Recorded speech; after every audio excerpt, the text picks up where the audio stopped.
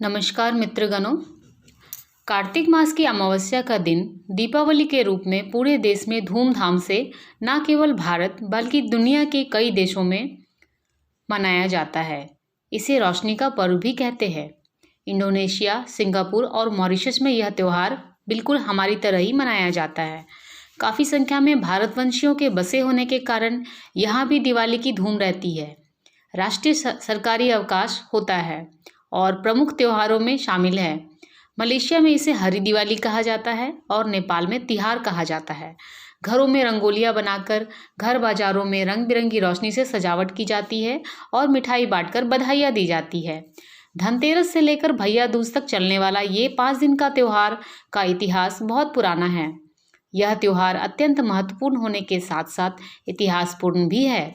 हालांकि भारत में दीपावली के बारे में किसी को बताने की ज़रूरत नहीं, लेकिन फिर भी आज की युवा पीढ़ी को इसके इतिहास के बारे में जानना अवश्य चाहिए कि आखिर हम क्यों दीपावली मनाते हैं। तो आइए जानते हैं इस पर्व के गौरवशाली इतिहास के बारे में। दीपावली पर प्रकट हुई थी लक्ष्मी। कार्तिक मास की अमावस्या के दिन ही माता लक्ष्मी क्षीर सागर से प्रकट हुई थी, इसलिए इस दिन इनकी पूजा की जाती है। इसलिए इस दिन लोग घरों को सजाते हैं और माँ लक्ष्मी का स्वागत कर उनकी पूजा की जाती है। माना जाता है दीपावली की रात लक्ष्मी और विष्णु का विवाह भी हुआ था। श्री राम के लौटने पर जले थे दिए। रामायण से जुड़ी कथाओं के अनुसार त्रेता युग में कार्तिक मास की अमावस्या के दिन माता सीता और लक्ष्मण के साथ भगवान श्री राम 14 वर्ष का वनवास काटकर अयोध्या वापस आए थे। उनके स्वागत में अयोध्या वासियों ने दीप जलाकर मिठाइयाँ बांटी थी। श्री राम की वापसी की खुशी में हर साल इस दिन दीप जलाकर मिठाइयाँ बांटकर उत्सव मनाया जाता है। इसी दिन महाराजा विक्रमादित्य का राज तिलक भी हुआ था। इस दिन गोवर्धन पूजा में टूटा था इंद्र का घमंड। भगवान कृष्ण द्वारा इंद्र की जगह गोवर्धन पर्वत यानी प्रकृति की पूजा शुरू करवाने से नाराज इंद्र ने इतनी बारिश कर दी थी कि तबाही आ गई थी। तब श्री कृष्ण ने इंद्र का घमंड तोड़ने के लिए गोवर्धन पर्वत को उंगली पर उठाकर गोकुलवासियों की रक्षा की। तभी से कार्तिक मास के शुक्ल पक्ष की प्रतिपदा को गोवर्धन पूजा की प्रथा पड़ी। यमुना को मिला था वरदान। मान्यताओं के अनुसार यमुना अक्सर अपने भाई यमराज को घर आने का और भोजन करने का निवेदन करती थी, लेकिन यमराज नहीं आ पाते थे। एक बार कार्तिक शुक्ल पक्ष की द्वितीया को यमराज उनके घर पहुंचे तो यमुना ने यमराज से वचन लिया कि वह हर साल इस दिन उनके घर आएंगे। इसी दिन से भाई दूज के पर्व की परंपरा पड़ी। यमराज ने दिया था नचिकेता को ज्ञान। कठोपनिषद के अनुसार नचिकेता को पिता उद्दाल ऋषि ने यमराज को दान करने की बात कह दी। पिता की बात मानकर नचिकेता कार्तिक मास की अमावस्या पर यमलोक पहुंच गए, लेकिन धर्मराज नहीं मिले तो वह उनके आने का इंतजार करने लगे। यह देखकर यमराज खुश हुए और 3 वर मांगने को कहा। नचिकेता ने उनसे पिता का स्नेह, अग्नि विद्या और मृत्यु रहस्य का ज्ञान मांगा। माँ ने धरा महाकाली का रूप। माना जाता है कि दीपावली के दिन माँ दुर्गा ने महाकाली का रूप धारण किया था। असुरों का विनाश करते करते वह देवों का नाश भी करने लगी। तब महादेव महाकाली के आगे लेट गए। क्रोध में वह जैसे ही शिव के सीने पर चढ़ी तो उनका क्रोध शांत हो गया।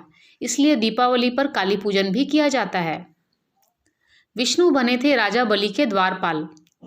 दैत्यों के राजा बलि दानवीर थे। उनके राज्य में दया, दान, अहिंसा, सत्य व्याप्त था। ऐसे राज्य की रक्षा के लिए भगवान विष्णु ने राजा का द्वारपाल बनना स्वीकार किया। कार्तिक मास की पूर्णिमा को उन्होंने राजा की धर्मनिष्ठा स्मृति को बनाए रखने के लिए 3 दिवस तक अहोरात्रि महोत्सव का निश्चय किया। यही महोत्सव दीपमालिका के नाम से प्रसिद्ध है। श्री राम सीता के व्रत से जुड़ा छठ।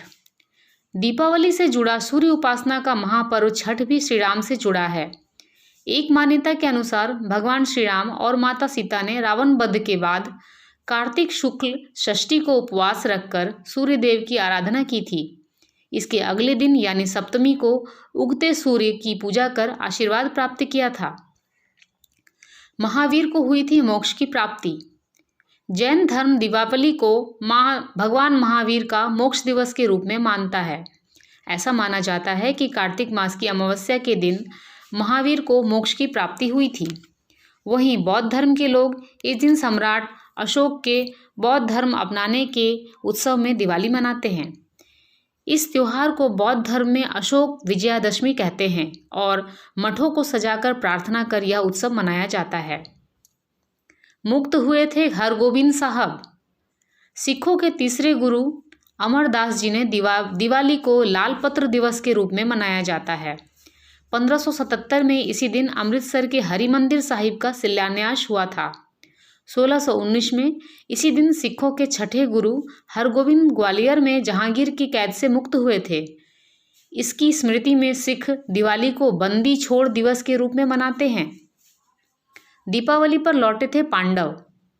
महाभारत के अनुसार जब कौरव और पांडवों के बीच चौसर का खेल हुआ था तो इसमें पांडव सब कुछ हार गए थे। तब पांडवों को वनवास और अज्ञातवास भोगना पड़ा था। वनवास और अज्ञातवास पूरा होने के बाद पांडव दीपावली के दिन वापस लौटे थे। उनके लौटने की खुशी में नगरवासियों ने दीप जलाकर उत्सव मनाया था। संतों को मिला था निर्वाण। महान समाज सुधारक और आर्य समाज के संस्थापक स्वामी दयानंद सरस्वती को दीपावली के दिन निर्वाण प्राप्त हुआ था। उन्होंने समाज में फैली बुराइयों का विरोध कर वैदिक संस्कृति का पक्ष लिया था। वेदों के प्रकांड ज्ञाता और महान विद्वान स्वामी रामतीरथ ने भी दिवाली के दिन ही देह त्यागी थी। कहीं सूप बजाना, कहीं झाड़ू का दान। दीपावली पर देश के कई राज्यों में ब्रह्म मुहूर्त में उठकर सूप बजाते हुए माँ लक्ष्मी की प्रार्थना की जाती है। कई जगह खर संठी का हुक्का बनाया जाता है। इसे जलाकर पूरे घर में घुमाने के बाद बुझाकर छत पर फेंक देते हैं। मान्यता है कि इससे घर की नकारात्मक ऊर्जा चली जाती है। दीपावली पर मंदिरों में नई झाड़ू दान करने की परंपरा भी देश के कई क्षेत्रों में विराजमान है। तो ये थे दीपावली से जुड़े 13 तथ्य। मित्रगणों, मेरे चैनल को सब्सक्राइब करें, लाइक करें और शेयर करें। धन्यवाद।